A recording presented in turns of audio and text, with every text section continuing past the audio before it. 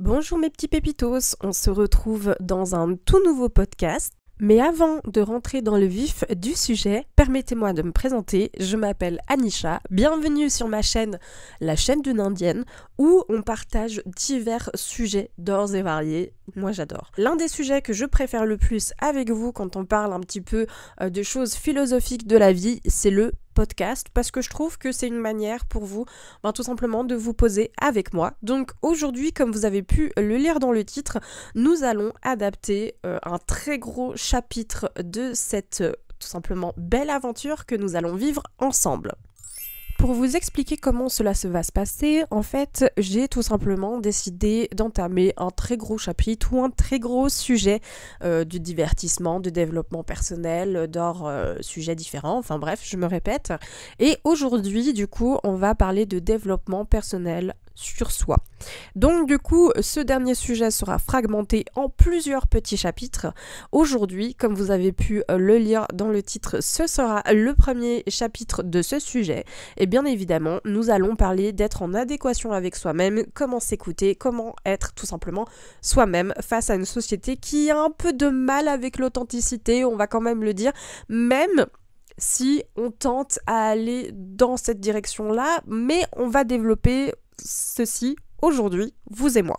Donc si tu aimes déjà ce type de sujet, moi je t'invite tout simplement à me lâcher un petit like, un petit commentaire, déjà pour me soutenir dans ce petit projet que j'ai décidé de mettre en place et surtout tout simplement porter de l'ampleur en fait tout simplement à ce podcast-ci. Alors le tout premier conseil que j'ai envie de donner quand on parle tout simplement de se recentrer sur soi-même, de se faire confiance, d'être en adéquation avec qui nous sommes, c'est tout simplement se recentrer sur nous écouter. En fait, être tout simplement à l'écoute de son corps, à l'écoute de nos propres besoins. Et ça, je trouve que actuellement, on est de plus en plus à le dire, d'être un petit peu en adéquation avec nos besoins, avec nos attentes dans la vie et tout simplement faire attention aussi à comment on s'entoure de ces besoins-ci. Est-ce qu'ils sont primordiaux? Est-ce qu'ils sont nécessaires à notre survie? Je mets des gros guillemets. Est-ce que en ce sens-là, ça nous fait plus de bien que de mal ou pas? Voilà, encore une fois, est-ce que ça va nous aider tout simplement à, on va dire, nous embellir, à passer à un niveau supérieur, comme j'aime bien le dire en fait à mes amis. Passer à un niveau supérieur, c'est quelque chose que je fais tout le temps. Et du coup, de pouvoir vous dire ça aujourd'hui, eh bien, c'est avec une sincérité totalement limpide que je vous dis ça parce que j'aime bien parler de level up, j'aime bien parler de glow up, même si c'est des petits pas, ça reste quand même un chapitre, on va dire, de glow up. Donc, se recentrer sur soi, c'est vraiment écouter ses besoins, être en fait, comme j'aime bien dire, être à l'interne de soi. Vous voyez ce que je veux dire? Ressentir absolument toutes les sensations dont on a besoin. Est-ce que par exemple, je ne sais pas, moi je dis n'importe quoi, le corps il est en train de dire aujourd'hui j'ai mal au dos parce qu'on a trop forcé. Voilà. Qu'est-ce qu'on pourrait faire pour éviter que notre dos soit toujours tiraillé? Des choses comme ça, je vous donne des exemples. Ou alors, tout d'un coup, j'ai besoin de faire telle et telle activité parce que ça fera du bien, tout simplement, à mon mental. Je vais me sentir énergique, je vais me sentir ressourcée. Voilà ce que je veux vous dire par rapport à ça, par rapport à se recentrer, c'est trouver des activités qui vous feront du bien, trouver des activités qui vont vous nourrir de l'intérieur, trouver des activités qui vont tout simplement vous lâcher un sourire. C'est important de rigoler dans la vie, c'est important de sourire dans la vie. Et je pense que pleurer, etc., ça fait partie du process. Bien évidemment, nous sommes humains, mais ce que je veux dire par là, c'est que s'apporter du bonheur, c'est tout aussi important que de vivre en fait ses propres émotions. Mais parfois, pour arriver à ce type de niveau qui est tout aussi important, il faut aussi savoir se pardonner. Voilà, c'est quelque chose que j'ai mis en place depuis quelques années maintenant. Pour celles et ceux qui me rejoignent dans cette aventure aujourd'hui et dans ce podcast, eh bien, j'ai fait une dépression il y a quelques années en arrière et je me suis rendu compte de pas mal de choses que j'avais besoin de libérer parce que j'étais trop dans la retenue. Encore une fois, je parle que en mon nom, d'accord, et en tant que femme, parce que je suis une femme, voilà, exactement, mais je sais qu'il y a des hommes qui peuvent totalement se retrouver dans ce que je dis là, hein. Mais ce que je veux dire, c'est savoir se pardonner les erreurs passées. Moi, je sais que j'étais une personne totalement dans la culpabilité. Je culpabilisais absolument pour tout et pour rien. C'est comme si je portais le poids du monde sur mes épaules et que, en fait, même s'il y a eu des erreurs de tierces personnes, et ben, même si c'était pas mes erreurs, eh bien, je le prenais dans ma responsabilité, vous voyez. Et du coup, je traînais tout ce fardeau comme un boulet. Voilà, je m'auto-flagellais, mais parce que, encore une fois, j'adore me flageller, je sais, c'est un peu bizarre, mais c'est tiré par les cheveux, hein, comment je dis ça, mais c'est pour vous dire à quel point la force, en fait, de la culpabilité et de la non-résilience et du fait que je me suis pas pardonné certaines choses, eh bien, ça a eu des grosses séquelles et quand même pas mal de conséquences dans la vie que j'ai voulu mener. Jusqu'à ma dépression, bien évidemment, hein. Voilà, c'était juste pour vous faire un petit chapitre. Donc, revenons à nos petits moutons, mesdames et messieurs. Donc, savoir se pardonner les erreurs passées, c'est tout simplement être en osmose de tout ce qui a été une frustration. Synonyme de colère, synonyme de rancune, synonyme d'émotions fortes, négatives, comme j'aime bien le dire, que ce soit avec une tierce personne ou avec soi-même aussi, hein, bien évidemment, parce que je ne parle pas seulement des relations qu'on mène, mais aussi de la relation qu'on mène avec nous-mêmes. Et là où je voulais en venir, parce qu'on va reparler du chapitre avec les autres dans un autre podcast, donc c'est pas le sujet premier d'aujourd'hui, mais les erreurs passées, c'est nos propres erreurs passées. Moi, je sais que, par exemple, je m'en suis voulu pour pas mal de choses, comme, je sais pas moi, j'ai pas été peut-être assez franche avec certaines personnes. J'ai laissé trop de personnes m'atteindre d'une façon que j'aurais jamais voulu qu'ils m'atteignent. Peut-être que je me suis trop écrasée face à certaines personnes qui abusaient de ma gentillesse et de mon hospitalité. Vous voyez, c'est toutes ces petites choses-là qui, moi, me faisaient culpabiliser d'une manière qui était pas très, on va dire, pas très fructueuse. Et forcément, face à ça, eh bien, du coup, je nourrissais une certaine rancœur envers moi-même. Et ce bagage-là, les amis, il faut le laisser derrière soi. S'il y a bien un conseil que je peux vous donner pour alléger, en tout cas, votre petit cœur et votre conscience, c'est tout simplement de laisser passer les erreurs. Tout le monde en fait des erreurs. Mais moi, ce que j'aime bien faire, en tout cas, pour ma part, c'est tout simplement de dire « Ok, ça s'est fait ». Et ça a été quoi, en fait, les conséquences d'après ? Les conséquences d'après, eh bien, on a eu une certaine conséquence qui ne m'a peut-être pas plu du tout à l'instant T et qui maintenant me sert de leçon de vie, vous voyez ? Donc, j'essaye aussi un petit peu de le transformer de manière globale pour que ce soit quelque chose d'assez fusionnel. Face à cette introspection, j'ai pu remarquer que du coup, y a aussi d'autres questionnements qui se font, hein, bien évidemment. Mais ça, c'est des choses qui prennent du temps, hein. Faut pas vous dire qu'en une après-midi, ça va être réglé, les gars, hein. Moi, ça a mis quelques années. Après, encore une fois, ça dépend à la vitesse à laquelle vous êtes honnête envers vous-même, parce que ça aussi, il faut en parler. Mais ce que je veux dire par là, c'est que le but de ce process, en fait, c'est tout simplement d'être en osmose avec vous-même. Donc, il y a des choses, forcément, que vous devez régler avec vous-même, et il y en a d'autres que vous pouvez aussi mettre en avant. Et moi, face à ces erreurs passées-là, et en étant consciente de tout ça, eh ben, j'ai pris aussi conscience, voilà, je me répète, de mes qualités et de mes défauts. Et en vrai, il y a beaucoup de personnes autour de vous qui vont vous dire « vous êtes tel un tel », en balançant des défauts, hein, bien évidemment. Et forcément, vous allez vous questionner en vous disant « mais est-ce que c'est vrai ? Est-ce que c'est faux ?» Et moi, j'ai été beaucoup dans cette naïveté-là, de me dire « waouh, en fait, si j'ai un défaut comme ça, eh bien, ça veut dire que c'est forcément vrai. » Pas du tout, parce qu'il y a plein de paramètres à prendre en compte, d'accord ? Il y a parfois où il y a des gens qui vont vous balancer plus bas que terre et qui vont être tout simplement jaloux de votre personne, parce que ça peut arriver.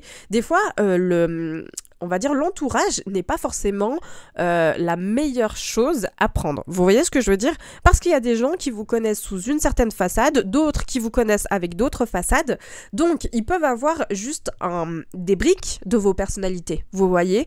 Parce qu'on va pas dire qu'on est tout le temps les mêmes, hein. Ça on va pas me la faire à moi. On se module face aussi à certaines personnes qu'on a devant.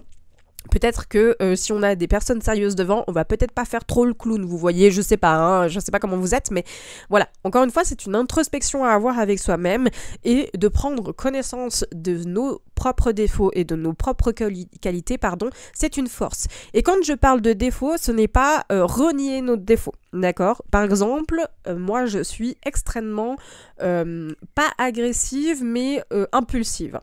Voilà, il y a des jours où tout d'un coup, je peux envoyer une tarte, vous avez rien compris à votre vie, d'accord ?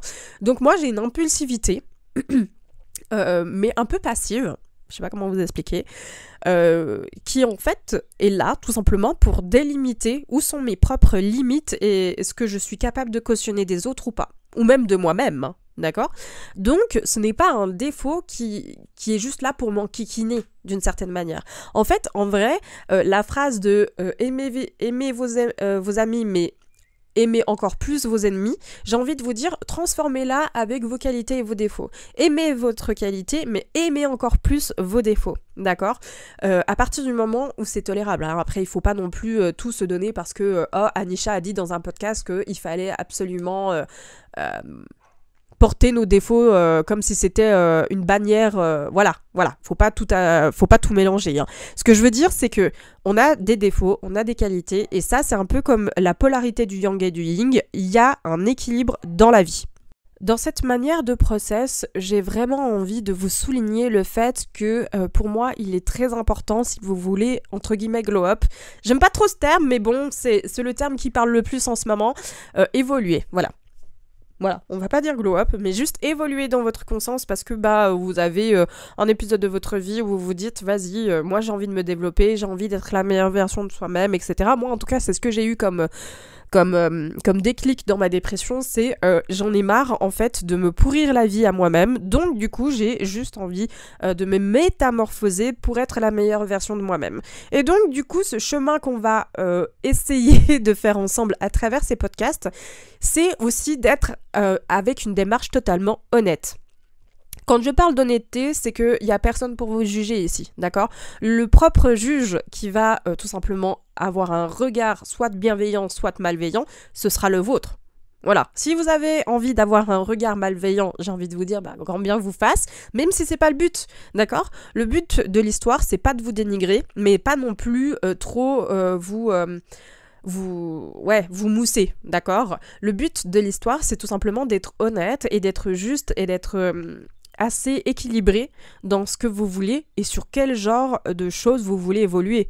Donc c'est aussi important de pas se mentir à soi-même. Se mentir à soi-même, c'est la pire des choses. Se mettre des œillères, c'est vraiment la pire des choses parce que en vrai, déjà, peut-être que si vous vous mentez à vous-même, c'est qu'il y a certainement quelque chose que vous vous cachez, que vous vous dites pas parce que il y a plein de raisons différentes. Ça peut être tout simplement vous avez honte ou alors vous n'avez pas envie de mettre un chapitre de votre vie ou de cette réflexion parce que par peur tout simplement ou parce que vous voulez pas prendre le temps. En vrai, pour moi, le développement personnel, c'est de prendre du temps pour soi. Mais ça, c'est mon avis personnel. Vous n'êtes pas obligé de penser la même chose.